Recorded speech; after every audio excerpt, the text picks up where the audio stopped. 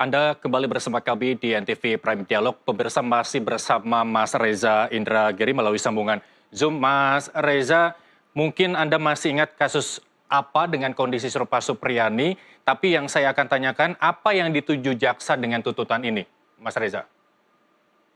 Saya menduga kuat bahwa tuntutan jaksa yang menurut saya agak kurang logis itu, dengan segala hormat saya ya ke jaksa penuntut umum, merupakan cara atau strategi jaksa untuk menemukan titik kompromi, titik tengah. Pada satu sisi, jaksa barangkali merasa punya kepentingan untuk menjaga kehormatan atau ya menjaga muka sebagian pihak, dan juga pada saat yang sama menjaga perasaan pihak lain. Menjaga muka yang saya maksud adalah karena faktanya berdasarkan pemberitaan di media, saya menangkap pesan kuat bahwa otoritas penegakan hukum dalam konteks sistem peradilan pidana, dalam hal ini adalah kepolisian dan kejaksaan, memang mengambil posisi yang sungguh-sungguh berseberangan dengan terdakwa dan penasihat hukumnya. Nah, pada sisi lain, kalau kemudian jaksa melihat persoalan ini sebagai hitam putih semata, maka dikhawatirkan akan ada dampak tuntutan maupun nantinya dampak putusan yang kurang positif untuk ketentraman, untuk ketenangan di lingkungan sekitar menurut saya. Baik. Karena itulah jaksa menjadikan tuntutannya itu sebagai sebuah tool, sebagai sebuah instrumen untuk menemukan titik tengah dari dua pihak yang punya kepentingan bertolak belakang satu sama lain. Baik, ini bisa dikatakan keputusan yang mengambang begitu ya. Kalau memang Tuntutan yang mengambang, belum putusan. baik, Putusan nanti tergantung tuntutan yang reaksi. mengambang. Tapi jika ini bertujuan untuk kepentingan umum, mengapa tidak dilakukan deponering? Kalau saya keliru, tolong dikoreksi, yang mengesampingkan perkara demi kepentingan umum yang bisa melibatkan jaksa agung untuk langsung memutus bebas Supriyadi, Mas Reza. Tampaknya karena perhatian citizen dan netizen relatif datang terlambat pada kasus ini. Sehingga ketika kasus sudah terlanjur bergulir di persidangan, barulah kemudian publik tersentak ada peristiwa yang sejak awal saya katakan sebagai kasus yang penanganannya terkesan sebagai hypercriminalization, bentuk penanganan kasus pidana yang overdosis. Ya. Begitu sederhananya. Sekiranya perhatian netizen dan citizen sudah terpantik sejak sebelum kasus ini masuk ke persidangan, saya pikir kemungkinan-kemungkinan lain termasuk deponering menjadi satu kemungkinan. Baik, selain deponering ada juga langkah hukum lain yang kemungkinan masih bisa dipakai hakim jika tuntutan jaksa ini tidak ngambang dan sejalan dengan dakwaan di awal begitu ya. Apakah menurut Anda hakim dalam kasus ini bisa menggunakan judicial activism, itu sudah telat atau masih bisa digunakan? Judicial activism adalah konsep atau pendekatan yang harus saya katakan tetap kontroversial sampai sekarang. Di Indonesia sendiri tetap ada perdebatan tentang apakah hakim sebatas menerapkan hukum, ataukah hakim juga punya ruang untuk menemukan atau menciptakan hukum. Perdebatan ini selalu berlangsung. Kendati ada pasal-pasal tertentu di dalam Undang-Undang Kekuasaan Kehakiman yang bisa kita tafsirkan bahwa ternyata hakim di Indonesia juga bisa memberikan atau menciptakan hukum atau menemukan hukum. Judicial activism menjadi sesuatu yang terbenarkan mengacu pada pasal-pasal di dalam Undang-Undang Kekuasaan Kehakiman itu. Apakah terlambat? Sama sekali tidak. Misalnya, tafsiran atau pemaknaan tentang judicial activism memang sangat banyak. Tetapi salah satunya adalah bagaimana kemudian hakim setelah mempertimbangkan tentang dampak yang mungkin muncul di masyarakat akibat putusan, bisa saja kemudian hakim memilih untuk tutup buku. Peraturan perundang-undangan ditutup. Sehingga kemungkinan adanya hukuman penjara maupun hukuman denda dinihilkan. Sebagai gantinya, hakim memilih untuk melakukan terobosan misalnya dengan menjatuhkan sanksi sosial kepada terdakwa sekiranya terdakwa divonis bersalah. Sudah barang tentu. Hampir bisa dipastikan ketika hakim melakukan terobosan sedemikian rupa, menerapkan judicial activism, pasti hingga beberapa waktu ke depan selalu muncul polemik. Tapi saya ingin menyemangati hakim terkait dua hal. Pertama, hakim menurut saya tidak sepatutnya tunduk semata pada produk legislatif dan eksekutif. Peraturan perundang-undangan yang kita punya adalah produk dari eksekutif dan legislatif.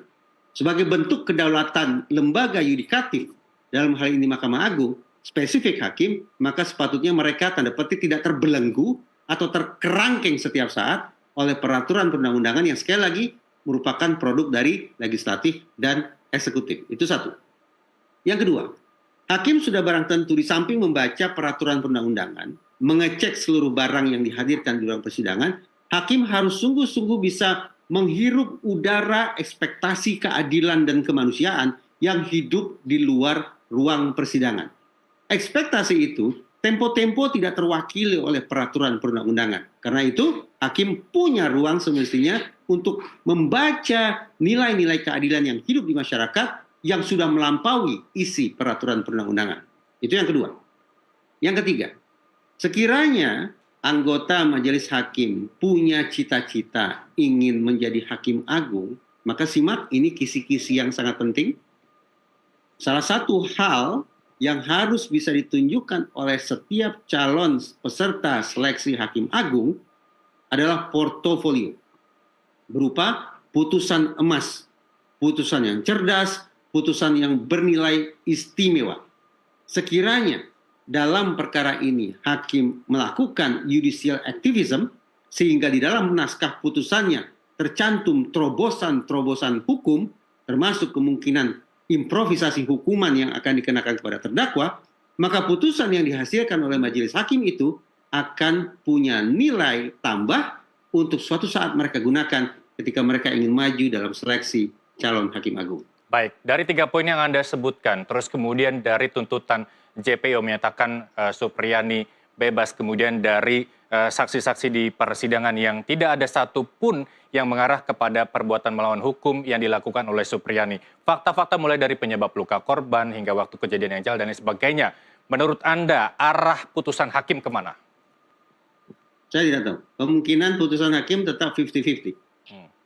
Bisa saja sesuai dengan tuntutan jaksa, atau bisa saja sesuai dengan pembelaan dilakukan oleh kuasa hukum terdakwa. Atau jangan-jangan, bagaimana tadi kita perbincangkan, kalau ternyata hakim menempuh terobosan, yaitu judicial activism, maka secara mengejutkan putusan hakim bisa saja berbeda dari tuntutan jaksa dan berbeda dari pembelaan kuasa hukum terdakwa. Baik, 2 kemungkinan, mengabulkan atau menolak. Implikasinya terhadap penegakan hukum di Indonesia dan juga terhadap pihak-pihak terkait seperti Supriyani dan lain sebagainya, apa yang mungkin Anda bisa baca? Apapun putusan hakim nanti, kita tentu yakin bahwa paling tidak merealisasikan kepastian hukum sudah tercapai. Putusan itu menjadi bukti bahwa kepastian hukum sudah tercapai. Namun, kita perlu insafi bersama bahwa tujuan proses penegakan hukum, termasuk tujuan persidangan, bukan hanya kepastian hukum, tapi juga kemanfaatan hukum, dan lebih luhur lagi, yaitu keadilan. Tantangan terbesar hakim bukan pada kepastian hukum, tapi lebih pada bagaimana memastikan bahwa putusan itu bermanfaat, tidak menciptakan kegelisahan baru, tidak memunculkan ketegangan-ketegangan ekstra antar pihak, dan seterusnya, dan lebih baik lagi seandainya hakim bisa menghasilkan putusan yang memenuhi keadilan. Tampaknya tujuan yang ketiga ini utopia. Keadilan bagi satu pihak, niscaya cederanya keadilan bagi pihak lain. Oleh karena itu, secara realistis, secara manusiawi, paling tidak kalau hakim sudah bisa mencapai kepastian dan kemanfaatan hukum lewat putusan yang mereka hasilkan, menurut saya majelis hakim sudah sepatutnya mendapatkan apresiasi. Baik, masih ada pledoi, replik hingga vonis. Kemudian saya beralih ke pertanyaan yang tadi di awal belum terjawab. Wajarkah setiap kenakalan anak usia sekolah dasar ini diganjar hukuman berupa pukulan? Apakah guru ini berhak melabeli siswa, terutama siswa sekolah dasar, sebagai siswa yang nakal, Mas Reza?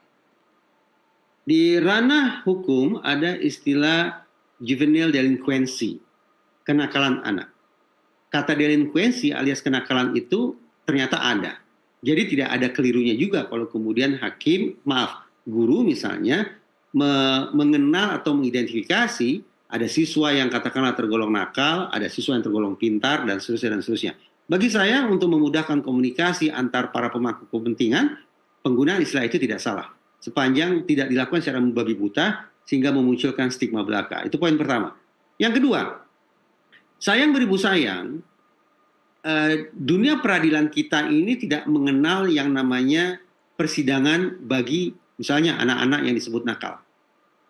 dalam sistem peradilan pidana anak kita, kenakalan-kenakalan anak-anak yang durhaka terhadap orang tua misalnya, tidak dibawa ke ruang persidangan.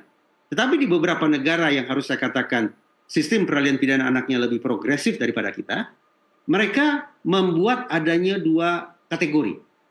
Satu, anak yang melakukan perbuatan pidana, berarti ini sesungguhnya anak yang melakukan pelanggaran hukum. Dan kategori yang kedua adalah istilahnya ada status offense. Status offense adalah anak-anak yang melakukan pelanggaran tetapi tidak cukup untuk disebut sebagai pelaku pelanggaran pidana.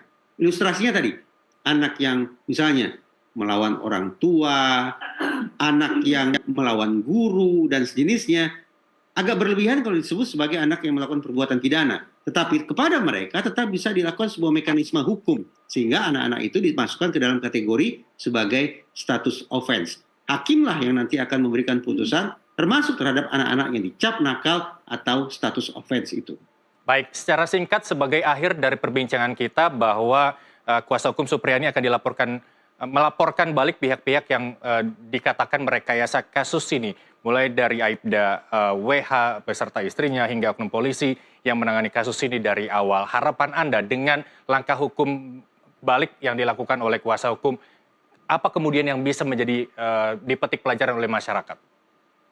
Langkah apapun itu tentu patut dihormati. Namun izinkan saya dengan segala kerendahan hati bertanya. Seorang guru honorer dengan penghasilan tidak lebih dari 300.000 per bulan. Dan acap kali muncul di media dengan ekspresi muka bermuram durja. Apakah benar sosok yang bersahaja ini sungguh-sungguh ingin mengejar balik dengan pidana dan etik terhadap orang-orang yang telah memenjarakannya? Saya sanksi dengan hal itu. Karena itu, patutnya diberikan ruang secara lebih leluasa, secara lebih luas kepada terdakwa, kepada Ibu Supriyani, untuk dari hatinya yang terdalam menyampaikan apa sesungguhnya yang ingin dia capai pasca putusan hakim nanti. Berlanjut ke kasus hukum berikutnya, ataukah kembali ke dunia di mana dia dicintai oleh guru dan murid-muridnya. Baik, Mas Reza, semoga senantiasa kasus yang dialami Supriyani ini menjadi pelajaran berharga bagi seluruh guru di Indonesia dalam upaya mendidik siswa mulai dari jenjang dasar, menengah, hingga tinggi untuk mewujudkan masyarakat yang bermental kuat dan juga berkarakter tangguh.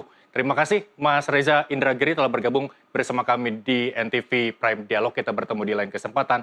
Sampai jumpa.